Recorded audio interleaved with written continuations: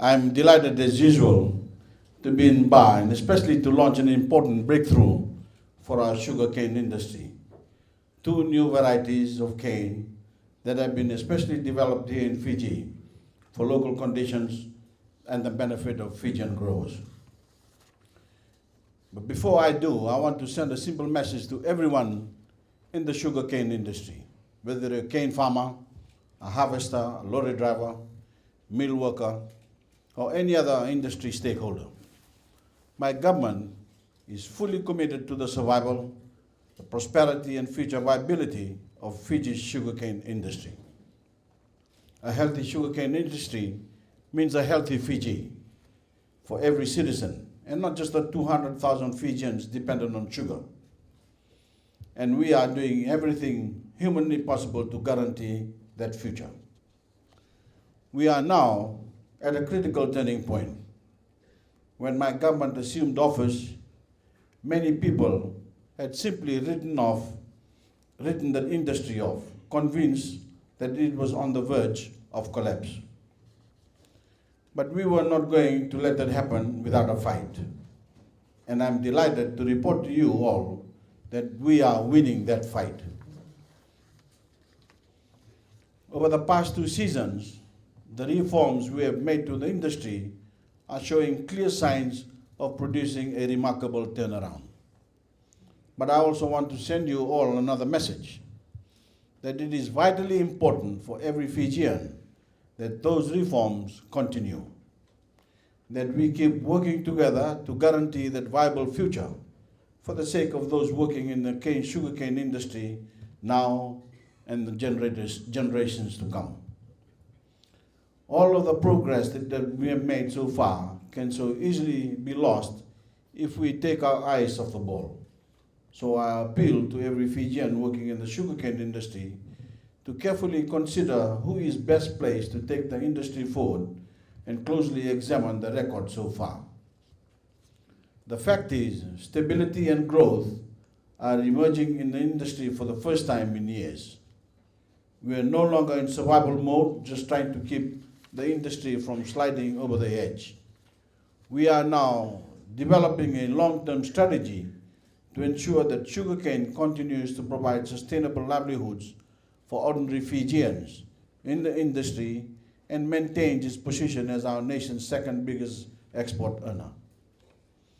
Sticking to that strategy is crucial because in today's world, the global trading environment for sugar is marked by unstable prices and market fluctuations. For a small player like Fiji, this presents serious challenges and uncertainty, especially without preferential access to international markets. But these challenges are not insurmountable. It just means that we can't be complacent or rely on the old ways of doing things. We have to be smarter, more adaptable, constantly on the lookout for opportunities, constantly able to change. And we have to be strategic and plan for the future. To this end, we are actively engaged in tough negotiations with the European Union for continuing access for our raw sugar exports.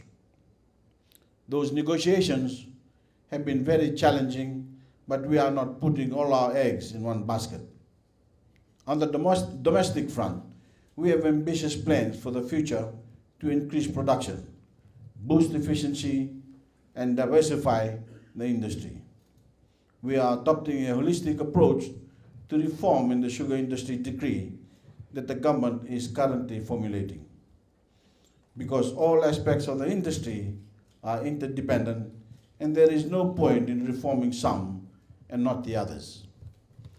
Last month, I announced plans for the Fiji Sugar Corporation to assume the management of all harvesting and transport. This will relieve cane growers of some of their costs and improve the efficiency and reliability of transporting cane to the mills. In the meantime, FSC has already begun serious work on rehabilitating Fiji's rail system that carries much of the cane to the mills. This includes the purchase of 2 more locomotives from Queensland and 10 6-ton rail bins, which we intend to trial for the future cartridge of cane. This could, over time, replace the existing 3-ton bins. On another front, key stakeholders are also looking at the possibility of establishing a price stabilization fund to ensure a better return for our farmers. We think we can get higher and more predictable prices than we can by relying on the present 70-30% sugar proceeds sharing formula. Essentially, our aim is to provide more stability and confidence for growers in particular, but also the rest of the industry so that we can generate more investment in sugar. The FSC has also made a substantial capital investment in cogeneration in its Lambasa mill and shortly in its Raraway mill to give them the ability to produce all the energy they need themselves. This will not only save costs, but eventually enable any surplus energy to be sold to the FEA. And it's all part of our overall effort to reduce Fiji's reliance on diesel fuel and lower our $1 billion a year fuel import bill. As a nation, we have ample cause to be excited about this year's crush.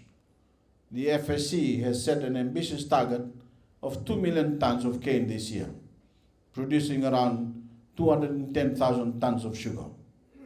And as Sugar Minister, I am very optimistic that this target is well within our reach.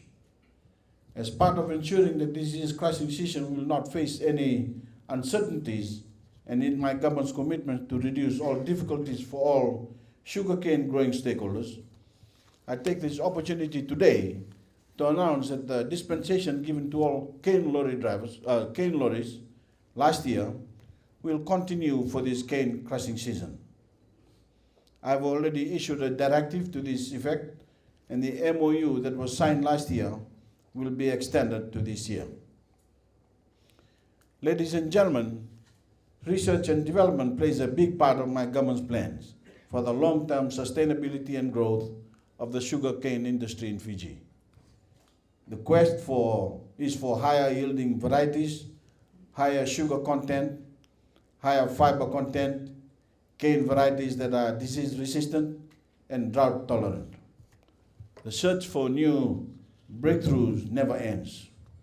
It is driven by the need to continuously look at raising levels of efficiency and effectiveness relative to the scarce resources that are available to us.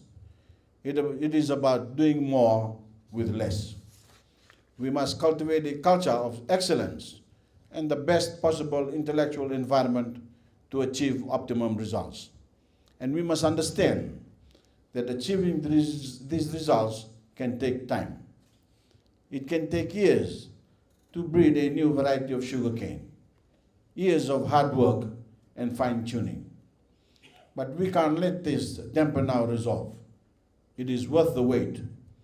The right variety of sugarcane have a huge impact on the fortunes of our farmers, and it can be a big boost the industry as a whole.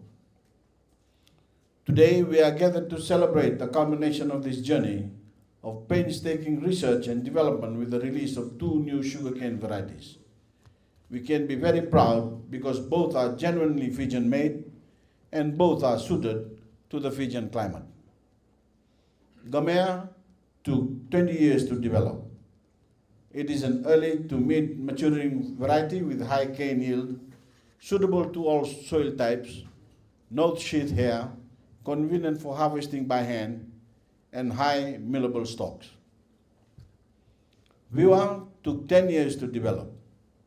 It is a mid to late maturing variety, thin but tall cane, does not lodge, is tolerant of dry conditions, grows well in poor soils, has high fiber content, which is suitable for cogeneration, and has never flowered, meaning that it never stops growing. Qamea and Viwa are the 18th and 19th cane varieties, respectively, to have been developed in Fiji by our very own scientists, and I thank them on behalf of the nation for their sterling effort. I want to pay special tribute to one of the pioneers of the Sugarcane Research Center, Dr. Ram Krishna Murthy. People like Dr. Murthy is the embodiment of the clever country my government envisages for Fiji across every sector of the economy. I'm told that for the first time after the research phase, the Sugar Research Institute of Fiji carried out field trials on 7 farms to test these new varieties in different environments.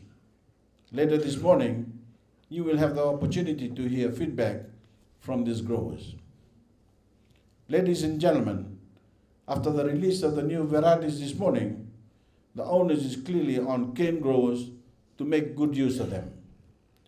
We now have 19 commercial varieties available to choose from, and growers can approach either the STRIF, the Sugarcane Growers Council, or the FSC for advice on which variety is suitable for their particular farms. I would like to take this opportunity to announce the appointment of a new interim STRIF board to take the Institute to another level. It will be chaired by the executive chair of FSC, and other board members will be the permanent secretary for sugar, the CEO for the CEO for the Sugarcane Growers Council.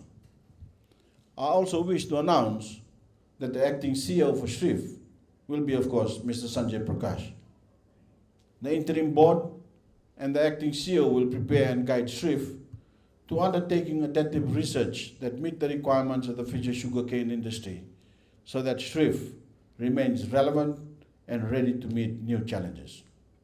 Ladies and gentlemen, I now have great pleasure in formally releasing the 2 new cane varieties, Qamea and Viwa, to the Fiji sugarcane industry.